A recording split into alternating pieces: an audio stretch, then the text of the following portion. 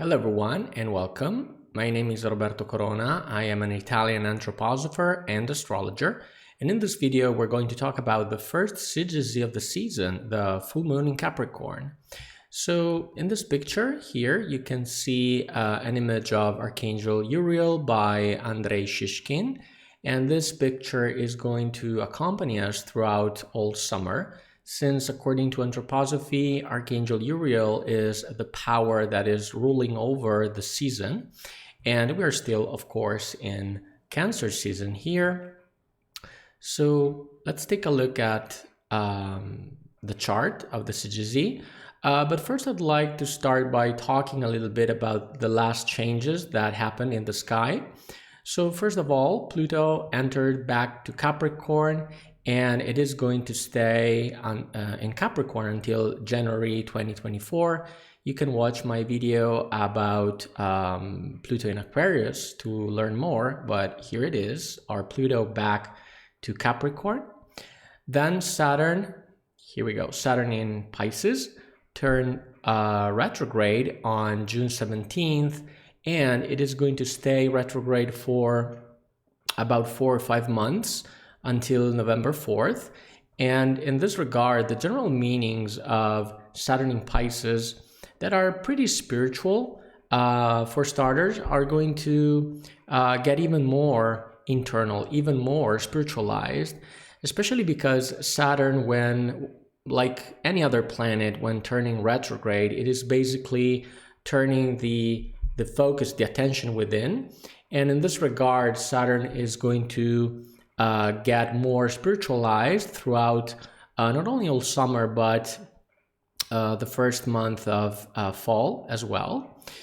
Then we have the lunar nodes. The lunar nodes are going to shift, to change signs. So they're going to enter on July 12th in the Aries Libra axis. So currently they're still in Taurus Scorpio, but they're moving retrograde, so they're going to enter soon in the Aries Libra axis. And remember that we're talking about the mean nodes and not the true nodes, because this is what usually we do in astrology. We'll look at the mean nodes. And this is in general a big shift, because we talked about it during eclipse season 1.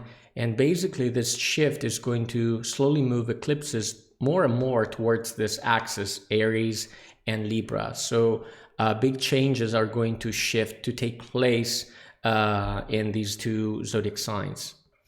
And then we still have the Saturn-Jupiter sextile. This is Saturn in Pisces, making the sextile with Jupiter in Taurus. And this aspect is definitely one of the most important aspects of June, and it is now getting more and more loose. And if you want to learn more about it, you can check my video on Jupiter in Taurus. In that video, I talk about the cycles of Jupiter, not only in regards to Saturn, but in regards to Pluto as well. So check out that video to learn more. So this is a very important full moon. It is the first full moon of the season, the first full moon of summer. And as always, a full moon is all about completion, fulfillment of the manifestation of the etheric forces. And now the moon, from the full moon on, it is going to become a waning moon, meaning that not only this is a moment of retrospective, because the full moon is literally the light shining in the darkness, but it is a moment of release, a moment of purification, a moment when we move towards the new.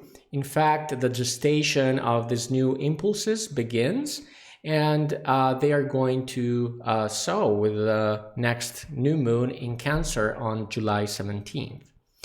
Now, this chart has a very, very interesting shape, because as you can see, the overall, the shape of this chart is a cradle, or also called a half-hexagon. And we have 5 planets like building this picture. We have the moon in Capricorn, Saturn in Pisces, Jupiter in Taurus, and the sun in conjunction with Mercury in Cancer. And as you can see, all these planets are making this little chain of sextiles, and they are creating this shape, this cradle. And these planets are all in water signs or earth signs, as you can see. And so this is interesting because this shape, this cradle, not only is a shape that receives the impulses from above, and we're going to talk about these impulses represented here by the constellation of the Virgin, but the quality of the elements, since they are the passive yin receptive elements, are reinforcing this meaning of receiving, right? So we literally have this shape receiving forces from the cosmos.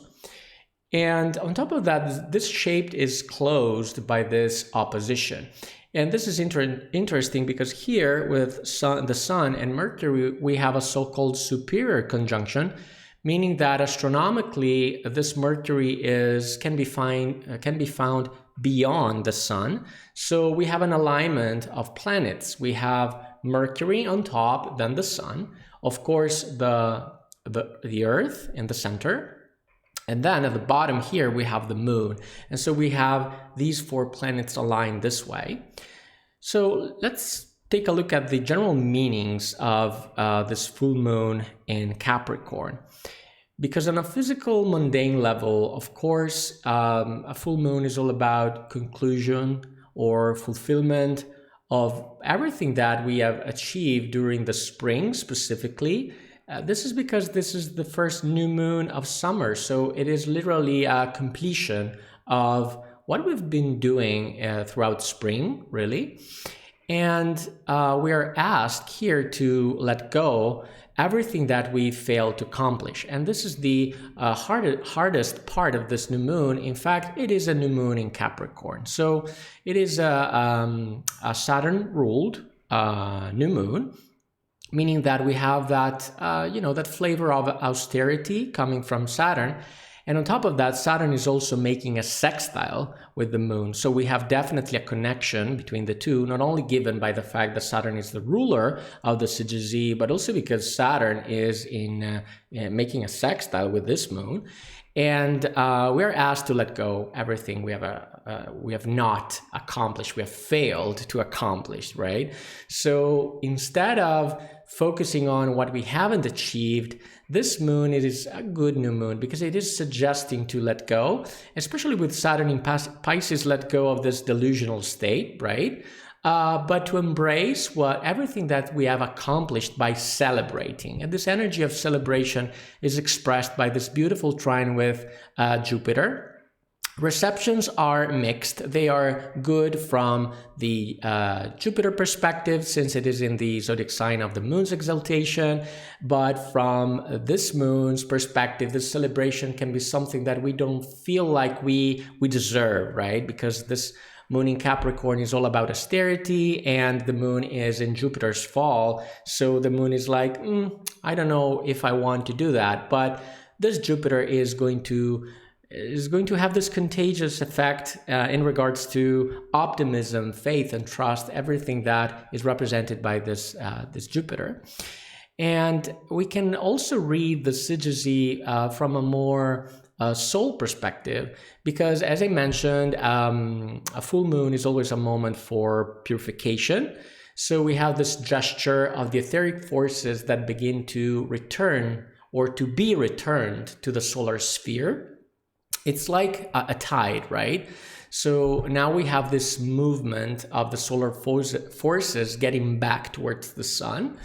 A waning moon starts, and so we have this moment of release, this moment of purification, letting go.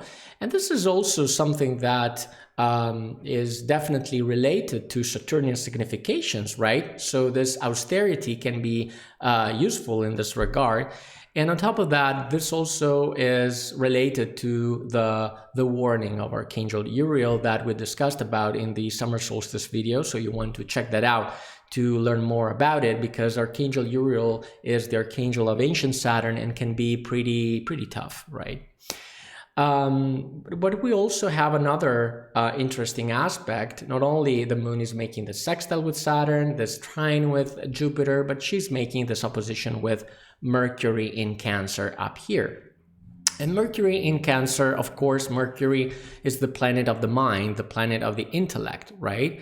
And it is somehow colored by Cancerian energies, Cancerian forces that are all about taking care of ourselves, taking care of others as well, and it is sweetening this this full moon in Capricorn because it is an opposition. So Mercury is saying, stop doing that. You know, you can take care of yourself, take care of other people. It is like calling this moon, like counterbalancing it, like sweetening her up. And this is also given by this beautiful shape, this chain of sextiles and these two trines connecting all these planets, right? And in terms of purification, this purification of the new moon, which starts with the new moon, can also be a purification of the intellect, a purification of thinking, purification of the mind, because Mercury is going on this process of purification through the solar furnace. This is a combust Mercury, of course.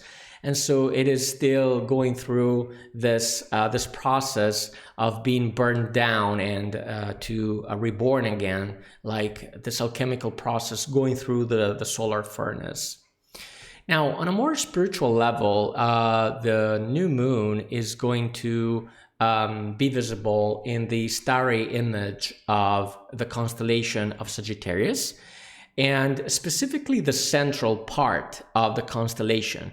You know, the constellation of Sagittarius is the centaur, and we have the human figure in the very center of Sagittarius.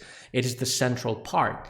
And in astrosophy, this image of this, the starry image of the Sagittarius is connected to the forces of inspiration that are connected to a specific spiritual hierarchy, that of the archai, the also called principalities.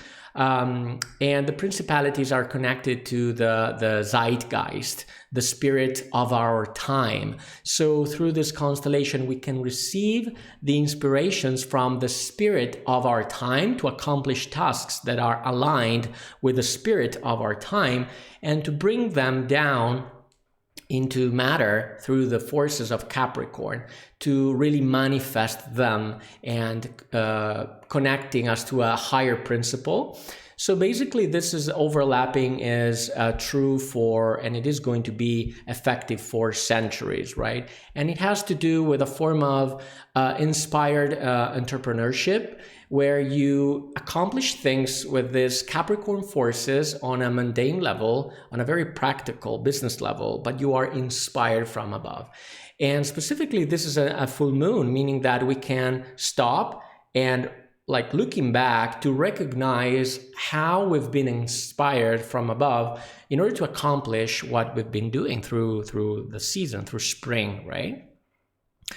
Now, the most spiritual image of all here, in my opinion, is the cradle, this shape that I talked about before, because this shape reminds me of a giant moon. It's like the planets are creating this shape of the crescent, a cosmic cup, I would say, and they are receiving what's in the opposite part of the sky. So if we take the base of the cradle and we take the middle point here, the opposite of the middle point falls in this very big constellation, which is the starry image of the Virgin. Now, I'm going to leave you with this image to meditate, because I think that this image, the image of the cosmic Virgin Mother, speaks differently to different people. Now, imagine that in this during this beautiful full moon, you can look up and really embrace this power that comes from this constellation and from this image, the image of the cosmic Virgin Mother, to let you inspire you. So thanks for watching. As always, if you enjoyed this content, Please like this video, subscribe to the channel, and turn on the notification bell not to miss out on future astrological insights. I am Roberto Corona. See you in the next video.